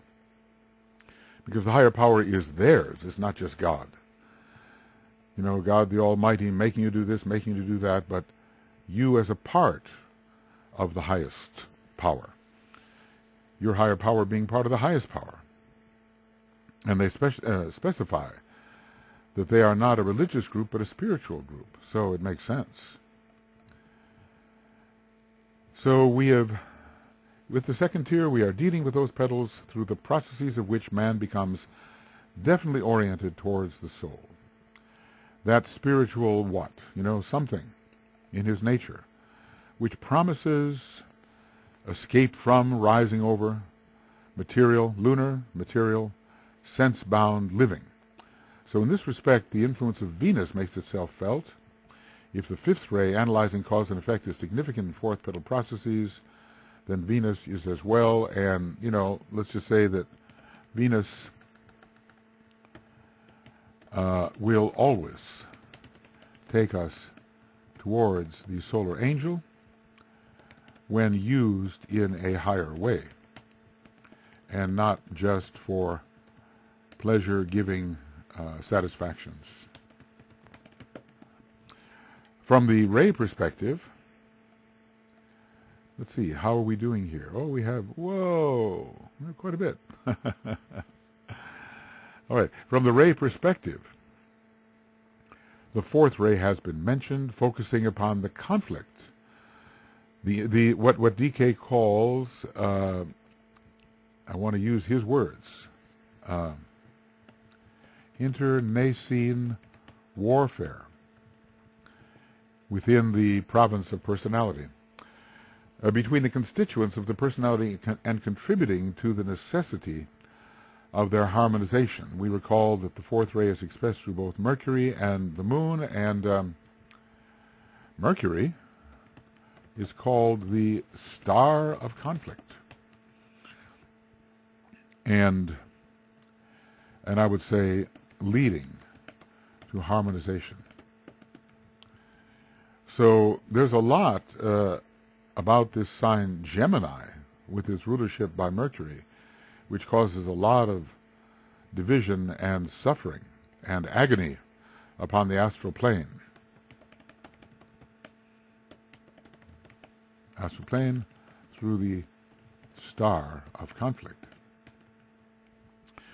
The fourth ray will surely contribute to the fourth petal process called realization of one's essential duality. The fourth ray, in a way, is a very dualistic ray. You can operate horizontally with it, but you can also operate vertically with it. And here I think it's the vertical pairs of opposites which are somehow the most important, at least for the aspirant and the disciple. So one way of looking at this essential duality is the contrast between solar and lunar life as mediated by the fourth ray. And just take a look at Taurus. I just want to say here, look at Taurus. Moon, exalted, and yet giver of the highest light. Full illumination. And the sun esoterically moves in the direction of Taurus and the Pleiades. It's on the sixth path, the path of the solar logoi, and it leads to the cosmic Buddhic plane. Cosmic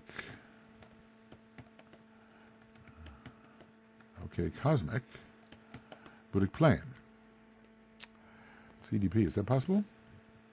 Yes. It moves towards the cosmic Buddhic plane. Pleiades demonstrates its great second ray in relation to the cosmic Buddhic plane, which is the destiny of the path which our sun is on. So it's a lunar sign and a solar sign at the same time. And the struggle of Taurus, is perhaps between these lunar and solar factors. Will one be the elemental man? So many people with the moon in Taurus, I've seen a lot of them. What a struggle it is.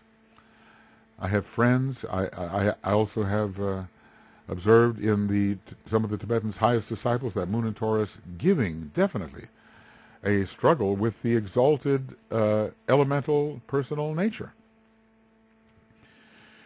But in the last analysis, the sun will prevail, and the greatest light, the unfettered enlightenment of Shambhala, the unfettered enlightenment of Shambhala will prevail at last. Interestingly, in the labor of Hercules related to the sign Cancer, the sun, expressing partially through Diana, though more fully through Apollo, and the moon expressing through Artemis, are at war. So we're going to expect somewhat, not as strenuous a war as in the fifth petal, but not as strenuous a war as in the fifth petal. But still a war between the sun and the moon in the Cancerian petal. We might presume that the fifth ray continues to develop through the appreciation of the effects of physical plane life. Venus appreciation and cause and effect, fifth ray coming from Venus. Venus related to appreciation and to the assessment of the cause and effect of the fifth ray mode of thinking. It is cause and effect thinking. What really caused this? What really was the result? Because Cancer is a strong influence in relation to this petal. The sixth ray of Neptune will be prominent alongside the fourth ray. Why? Aspiration towards the higher of the pairs of opposites eventually. So realizing that the higher of the must be reached, Neptune and the sixth ray reaching. Another aspect of Cancer related to the law of attraction and repulsion is what we might call, when I put things in the single quotes, it might very much be mine, not an actual quote, but something that I'm making up. The law of affiliation. The fourth petal so closely related to family, and the human family as a whole has to preside over the processes of human grouping. So let's just say group consciousness is coming into effect, as we see from the type of initiation, a type of minor initiation undergone by one who has opened all the petals of knowledge. So group formation is going on here. It's accomplished very much through attraction and repulsion. What group do I belong to? Well, what are you attracted to? What are you repelled by? Functioning at this point on a quite personal level. So advances in social living can be presumed at this point. There is so much in this tier. Love and right relations within the world of men, within the social sphere. We are still, however, somewhat in the realm of mass consciousness. Now, I would say the real mass consciousness is going to be found at that second petal, but still we are, until we are completely integrated personalities and have really emerged from the Cancerian sea, one will still be guided quite a bit by public opinion and by what others think, and will not necessarily be thinking for oneself. So those with this unfoldment proceeding are not yet true, and I want to say true and complete individuals. The self-determining individual who really thinks for himself instead of being standardized. And we realize Cancer expressing the regimenting, standardizing seventh ray emerges in the real individual through the fifth petal process. But we say, in these groups we all do this. So we keep up the standards of our society, and we do not break out into untrammeled individuality. But, when the higher of the pairs of opposites is coming into view, and one is longing for it and seeking to incorporate it, less and less of the mass consciousness is in evidence, because one is becoming more integrated, more a unit on one's own. Really, in the hall of ignorance, we have more of the mass consciousness. But Cancer is through its solar plexus telepathy is definitely a sign of mass consciousness, no question about that. So I don't think there's been the full emergence into the really free-thinking, creative individual. The free-thinking, creative individual needs Leo, Uranus, and the fifth petal. Fifth petal. Because the fourth petal is the knowledge petal of the love tier, the rays associated with knowledge must be significant. So we've already pointed to the fifth ray, appreciating the effects of causes in life and in the normal world, and to the third, which must be important, since it is so closely associated with the sign Cancer as well. Third ray will contribute to the gathering and blending of forces and to the intelligent fusion of the persona. We know that the throat center,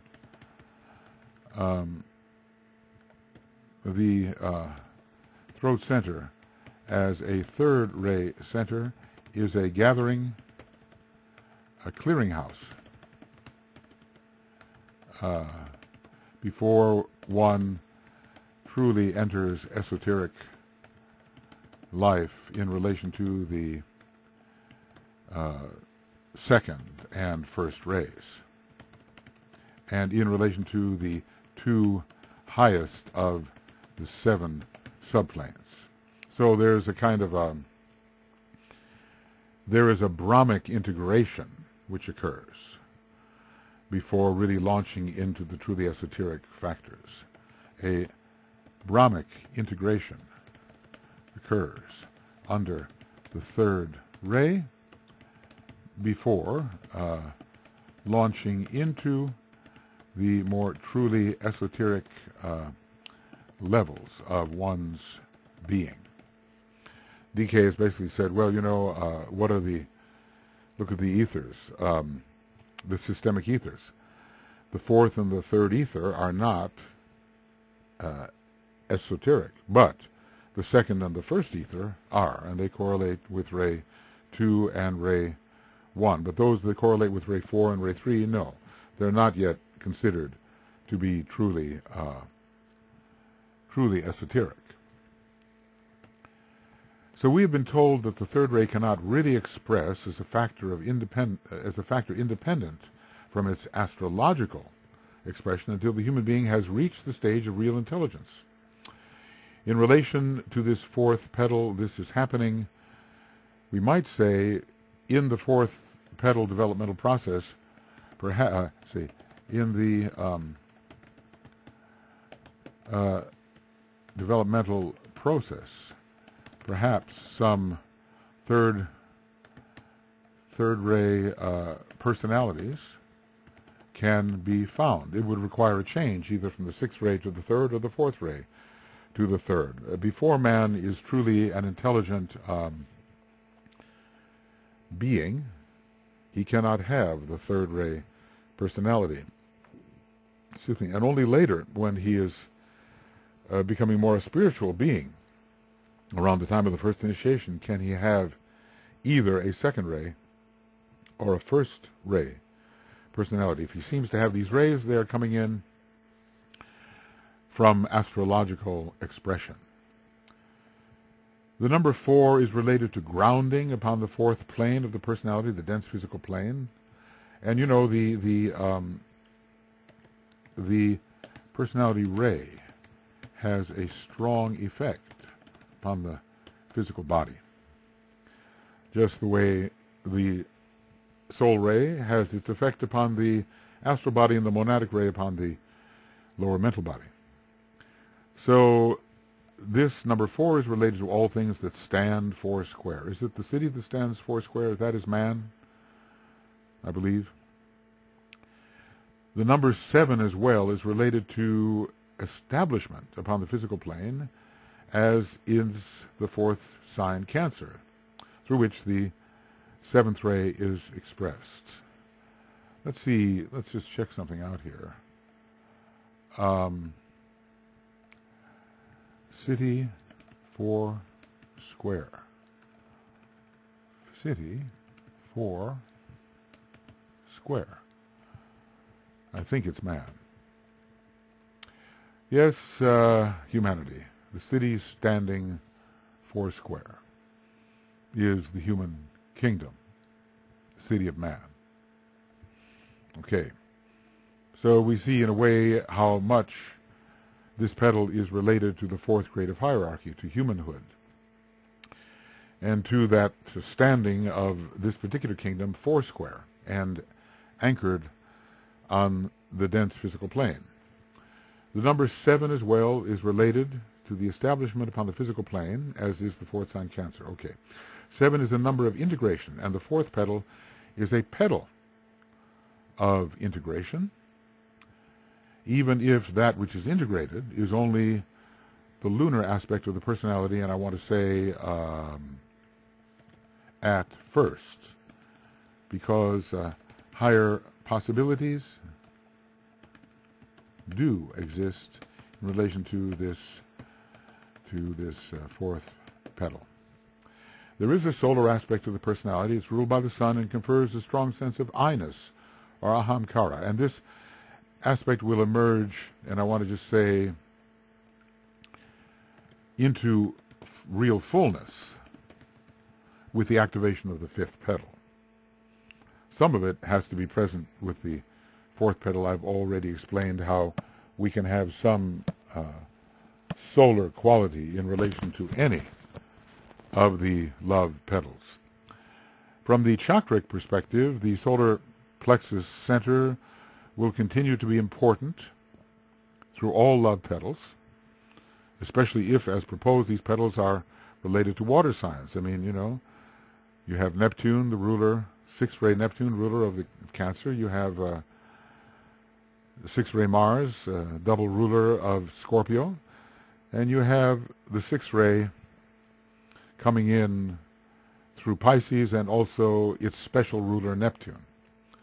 So the sixth ray is always going to relate the astral plane to something. It also has something to do with the monadic plane, but that's a higher meaning of it when one counts from below. So the astral plane is the plane of water, and access to this plane is controlled by the solar plexus center, whose ray is the sixth, sometimes ruled by Mars and sometimes by Neptune, depending on the quality of the individual. Sometimes ruled by sixth Mars, and sometimes by 6-ray Neptune.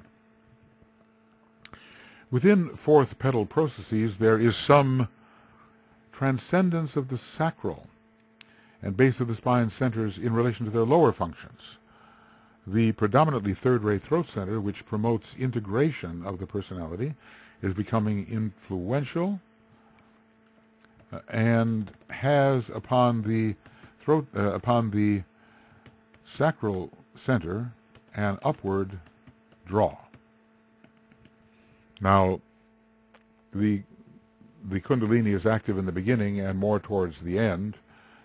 At this stage, we're not talking about activating the Kundalini except in such measure as it itself is active in various phases. But the deliberate activation is not what we tend to. The strength of Mercury would signal this, as would the strength of third-ray Earth and third-ray Saturn. So we're drawing things upward here and becoming more creative. More creative. 2 petals ahead of the of petal 2, which, when open, gives creativity, some kind of creativity, as given in education in the New Age above. The throat center, or of the 3 major centers, is particularly associated with personality. Personality is of the third aspect, is it not? And through fourth petal processes, the elementals of the personality are brought into an increasingly harmonized, integrated, and fused state. So intelligent processes are at work to initially integrate the personality. And let us not forget that Libra, so important in the conscious balancing of the pairs of opposites, distributes almost exclusively the third ray. We can look for other rays like the second, but it's known immediately for its third ray distribution, a ray which is also associated with Gemini by numerical affinity, bringing together the pairs of opposites, third sign, third ray. So we cannot really say that the heart center has become active in the fourth petal processes, but when you check out active in a higher way, I want to say, in a higher way, because even man controlled from the astral plane has the heart as one of the 3 major centers active. Is it heart, solar plexus, and base of the spine? I think it's on page 170 of the Treatise on Cosmic Fire. And I think so. Yep, base of spine, solar plexus, and heart, but not in its higher meaning. Yes, some degree of love, wisdom, and familial love and social love will be found here. In this tier, we can say, in this tier, a growing amount of social love. Love of others for themselves, for their personal selves, and not necessarily love of others for their soul nature. That's a higher stage. Maybe it comes in, more in the 8th petal. The attention is on the growth of personality, even if that personality has not yet become dominant and masterful, as it well may do in the earlier phases of the 5th petal processes, when for 3, 7, and sometimes 11 lives we have the dominant personality. That's not the aspirant yet, is it? So we have to wait a bit later for the later lives occurring in 5th petal experiences to get the true stage of aspiration, and usually there's a big crisis that occurs when that happens. The heart is solar in relation to the fourth petal, but we are still very much in a world dominated by lunar considerations, by the integrating personality. So, by integrating personality. But at least the sense of duality is increasing, and we can do something with it. Man is beginning to sense something that lies beyond lunar living, even if he is not especially oriented in that direction. And I want to say, at first, later in these fourth petal processes, he will be.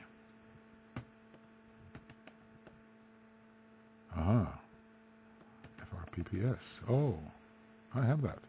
Fourth petal processes. Well, I've always felt this fourth petal is very pivotal and needs to be understood. It has 4 colors, and the rose color is there, as it is for all of the love petals, the rose of aspiration, the rose of the purifying astral body. I think we can say that one of the objectives of these love petals is to purify the astral body. That is not the case in the Hall of Ignorance. One wants what one wants, and one goes for it. But there is an increasing purification operative here, and the presence of the rose, and even a double rose in the petal coming up, maybe the most dramatic petal for people of our stage of development, shows, it's not the red of the astral body, the savage red, the red of wanting what the instincts want at all costs, no matter what it means to others. Rose is entering, and rose can be used in the social contract to be considerate of others and kind of others, to others, even as one pursues one's own objectives. Even in the 6 petal processes, we have not completely eliminated selfishness, maybe not until it's open. And even then, it's just the first major blow against selfishness. So I never know whether I'm going to do 2 or 1 of these. I think it's best simply to do 1 at this point. And so what I'll say is that this is the end of Egoic Lotus webinar commentary, Egoic Lotus webinar commentary program 24, and we'll say 2 hours and 15 minutes, and it's from A Treatise on Cosmic Fire, page 540. I don't think it's anything other than that. I don't think we've gone that far. Oh, here we are. Yep. Definitely page 540. And even the 6th petal will be on page, maybe 541 is being covered up here. I have a dashboard. Yes, the petal of sacrifice will be 540 and 541, but the petal of knowledge for the astral plane will be 540, and so will be the petal of love for the astral plane. So I think that takes us, I'm going a little slower. I know sometimes I race along that galloping Mercury in Aries. I have to rein it in sometimes, but I'm just trying to think this through with you and see if I can gain additional insight from when I wrote this commentary in blue 7 years ago. And indeed, I'm certainly finding typos, and I'm finding some language now which I would like to use a little differently. It's always a shame one has to put out what one does, and then it's in the condition it's in, and later you may have second thoughts and may want to revise, but there isn't time. But let's just say We will now move on to beginning of Egoic Lotus Webinar Commentary, Program 25. And how long it will be, we don't know, but it will be TCF 540. Okay, friends, I think that's it, and we will persist in trying to bring light to this amazing interior process which has been operating in us for millions of years and which now is in that period when it is coming to a climax, maybe all but 1% or even 1/10 of 1% has been unfolded. So we'll see you soon and talk to you soon. Bye-bye.